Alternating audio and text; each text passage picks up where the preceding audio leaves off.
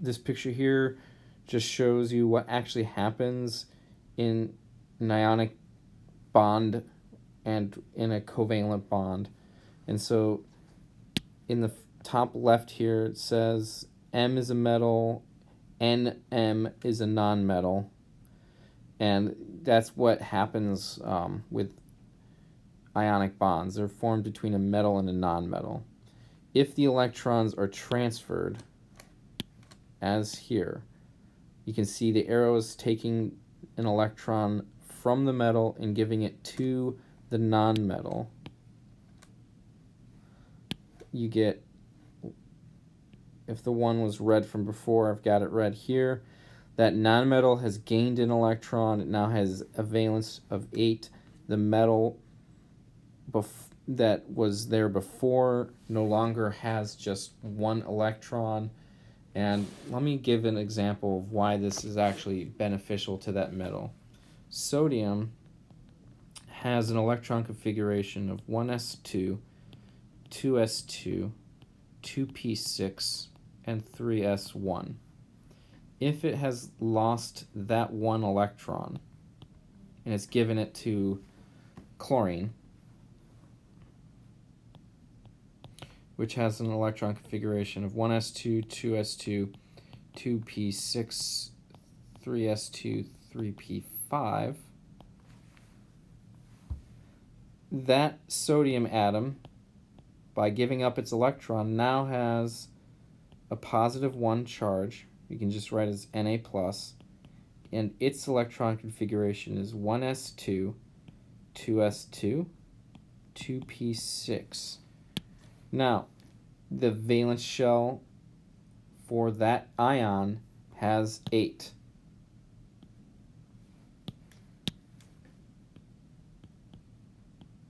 And so, does it have an octet?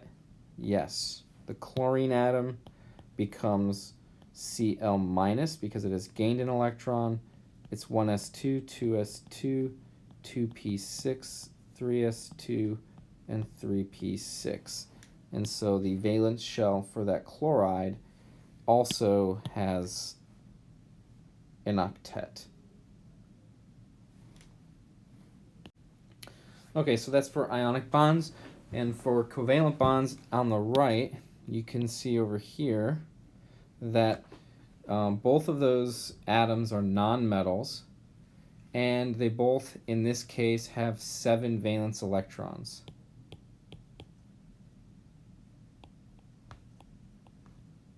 And if one of those atoms was to give up an electron to the other, as if it was an ionic reaction, let's say that electron were to go here, you would end up with, I don't know, over here, okay, let me rewrite that. Let me just do NM. It would have 1, 2, 3, 4, 5, 6. Since it had 7, now it has 6. It's going to be a positive 1 there.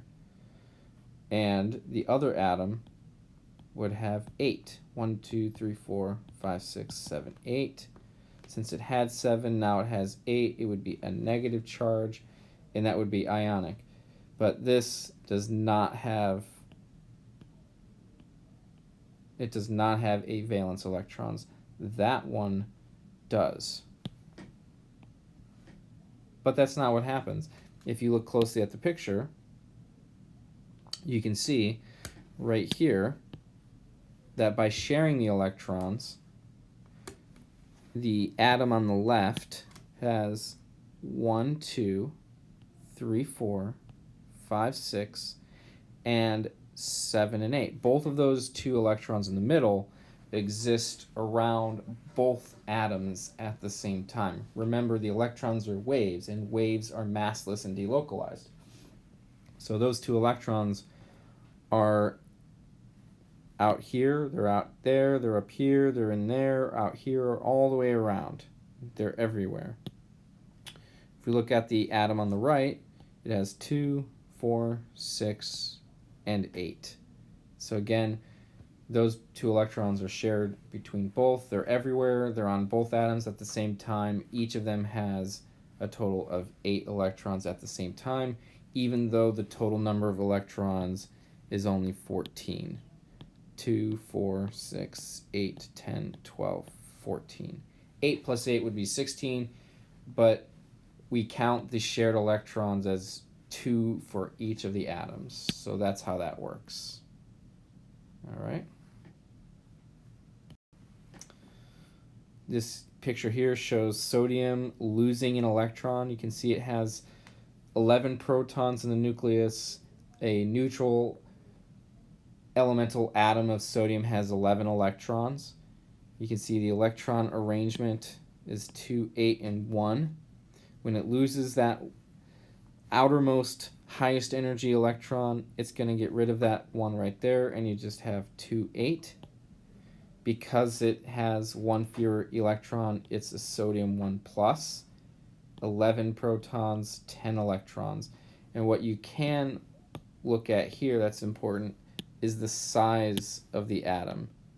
And so it goes from all the way out here to there. And there's reasons for that. Why has the atom gotten smaller? Well, there is less repulsive forces between valence electrons. Now, sodium in its natural state only has 1 valence electron, and it loses it. But that means that the next highest electron is in a lower energy level, which is closer to the nucleus. And so it's more attracted to the nucleus, therefore closer, and whether the first electron lost is the only one in the valence shell or if it's the first of many, cations are always smaller than the neutral atom because of less repulsive forces between valence electrons. And the opposite will be true for anions, which we can see here. We have chlorine atom gaining an electron, and you can see from left to right, this atom has gotten bigger from that size to this size. And why is that? It's because there are more repulsive forces between valence electrons.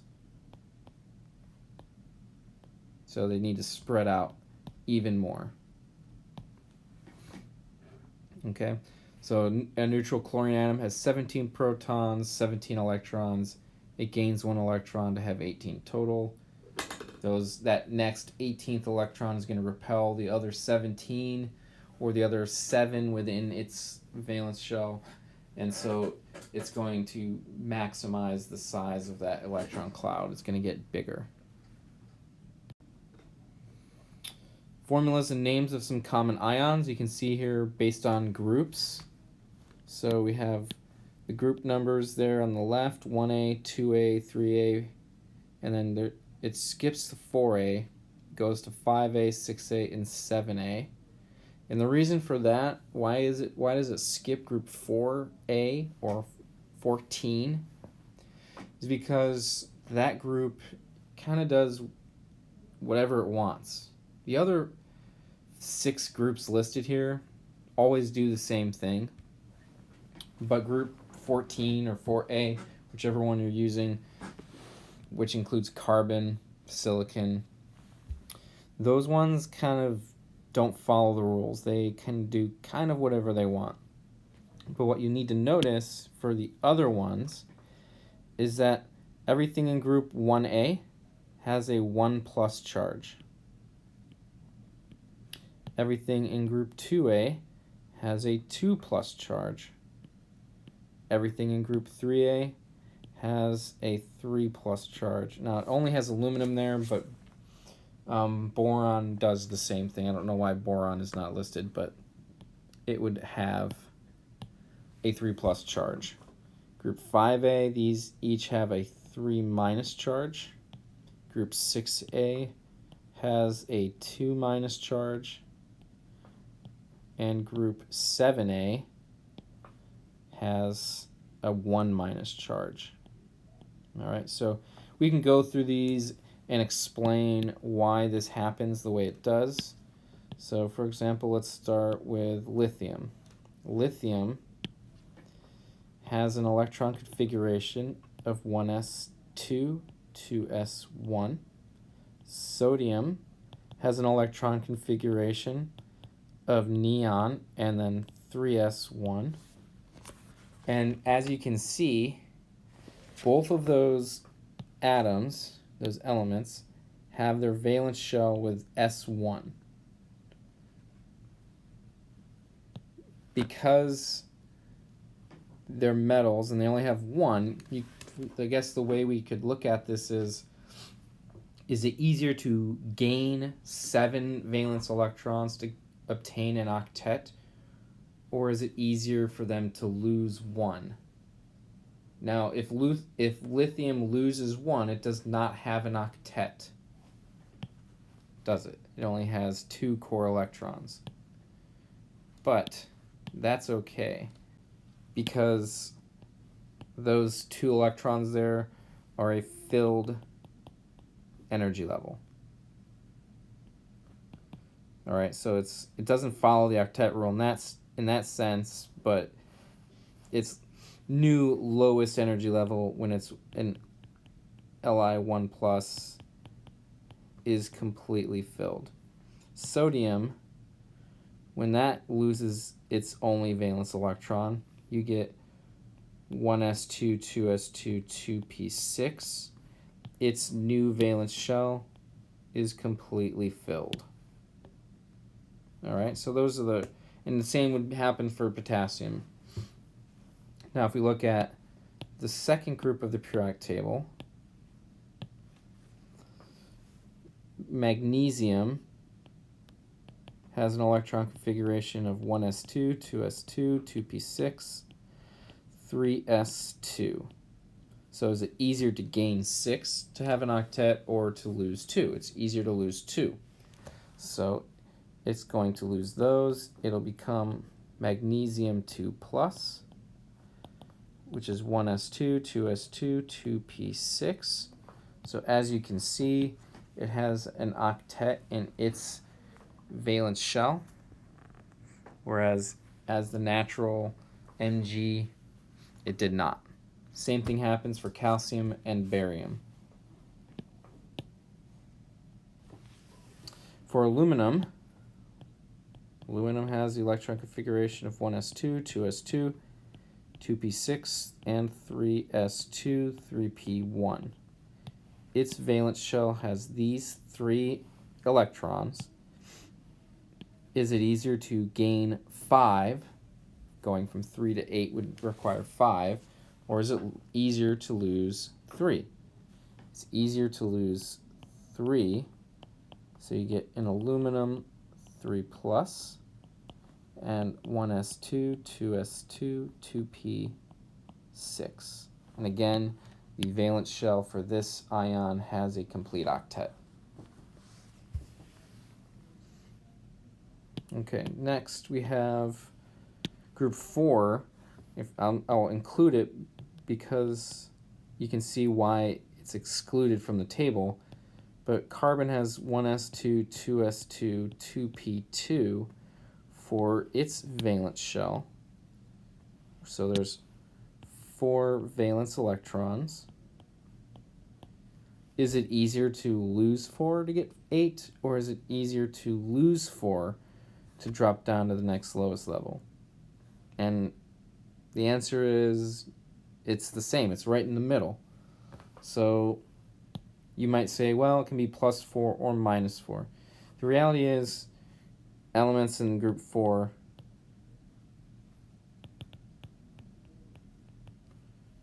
4A or 14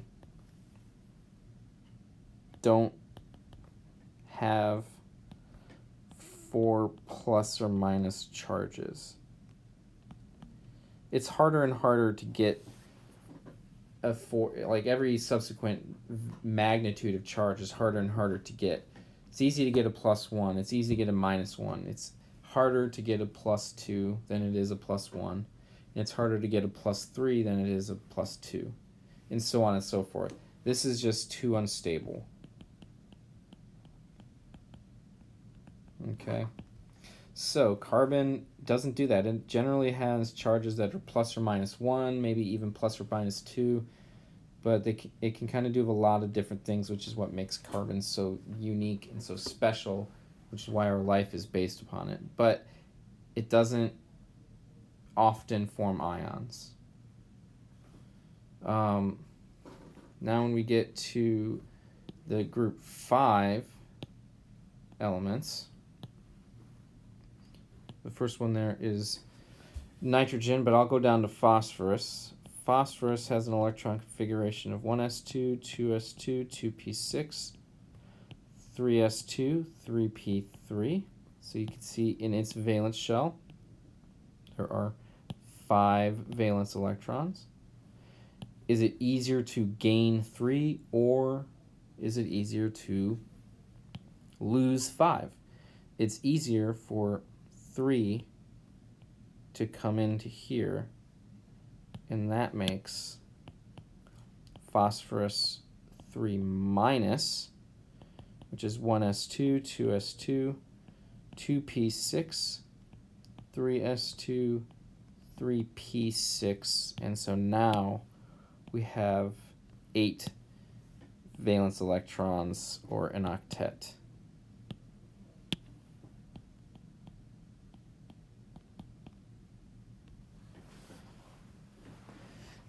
All right, do the same things for carbon and fluorine. I'm sorry, not carbon, but oxygen and fluorine. Oxygen has an electron configuration of 1s2, 2s2, 2p4. There's its valence shell. It has 6 valence electrons. Is it easier to gain 2 electrons or to gain... is it easier to gain 2 electrons or lose 6? It's easier to gain 2. And so we get oxygen 2 minus, and that's going to have an electron configuration of 1s2, 2s2, 2p6. And you can see there's our octet.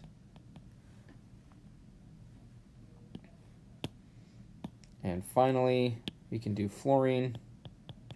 1s2, 2s2, 2p5. And so it doesn't have an octet. Is it easier to gain just 1 electron or lose 7? It's obviously easier to gain 1. And so we get fluorine 1 minus, which is 1s2, 2s2, 2p6. And again, its valence shell has an octet.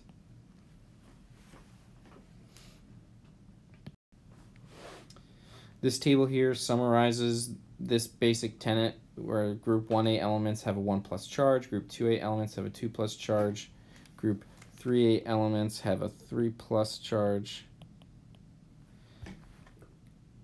group 5A has a 3 minus, group 6A has a 2 minus, group 7A has a 1 minus. And you can see on the left the noble gases over here, they don't have charges because their octets are already completed, except for helium, which doesn't need an octet. It only needs 2 in its valence shell.